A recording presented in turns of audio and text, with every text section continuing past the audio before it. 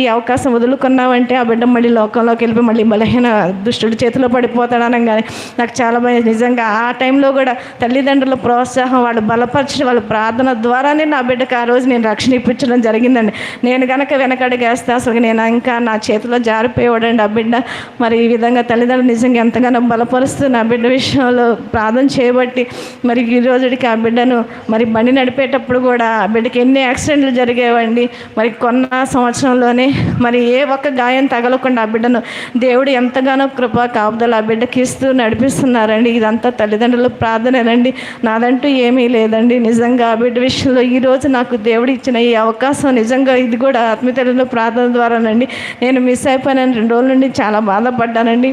మరి ఆ బిడ్డ విషయంలో మరి ఇంకా నువ్వు ప్రార్థన చేయండి, వివాహం గురించి ప్రార్థన చేయండి. మరి ఆ ఫిట్స్ ఉండటం వల్ల మరి ఏమన్నా ఆ బిడ్డకి లోపం అని మరి వచ్చేవాళ్ళు కూడా రారేమోనని ఆ బిడ్డ కూడా బాధపడుతున్నాడండి. అందుకే ఎక్కువ సార్లు అయ్యగారిని అదే అడుగుతూ ఉంటాడండి. ఎక్కువ కాదు, ముందు నీ ఆరోగ్యం గురించి అడిగాయా అంటే లేదమ్మా నాకు వివాహం కావాలంటున్నాడండి. మరి ఆ బిడ్డ విషయంలో మీరు ప్రార్థన చేయండి. ఆ ఫిట్స్ కూడా పూర్తిగా తగ్గిపోవాలని, పూర్తి స్వస్థ రావాలని మీరు అందరూ ప్రార్థన చేయండి. మరి ఇంత కార్యం చేసిన నా భర్త గారు కూడా ఏదో లోకానుసారంగానే ఏదో అపనమ్మకం మీద ఉంటున్నాడండి. మరి అతను కూడా దేవుడు పట్టుకోవాలని, దేవుని మందిరంలోకి నడిపించి సాక్షిగా నిలబడాలని మీరు అందరూ ప్రార్థన చేయమని వేడుకుంటున్నారండి. మరి నా తల్లి గారు కూడా నాకు ఎంతగానో సపోర్ట్గా ఉండి నా బిడ్డ విషయంలో ఎంతగానో సహాయం చేశారండి. మరి ఆ బిడ్డకు కూడా మంచి ఆరోగ్యం ఇవ్వాలని మీరు అందరూ ప్రార్థన చేయండి. మీ అందరికీ వందనాలండి.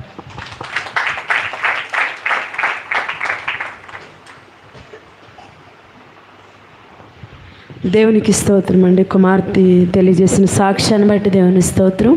సియోను కుమారి గారు వారి ఫ్యామిలీ కొరకు ప్రార్థన చేయండి. ఆ కుమారుడికి ఇంకా ఆ పిడిసిలు కూడా తగ్గిపోయి మంచి తెలివిని, జ్ఞానాన్ని దేవుడు మరి ఆ కుమారుడికి దయచేయాలని, మరి చక్కని వివాహం కూడా ప్రభువారు ఆ బిడ్డకి చేయాలని.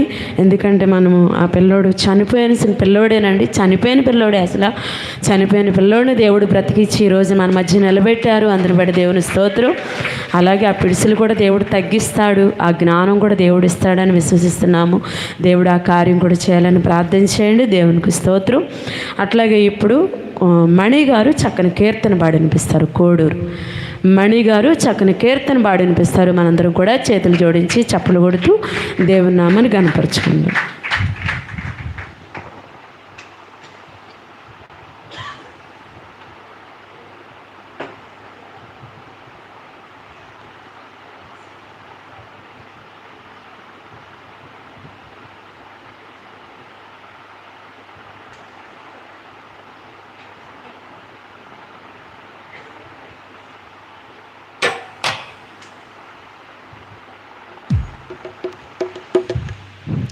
ఈ అవకాశం ఇచ్చిన యేసు వారికి, మరి ఆత్మీయ తల్లి గారికి, తండ్రి గారికి నా వందనాలండి.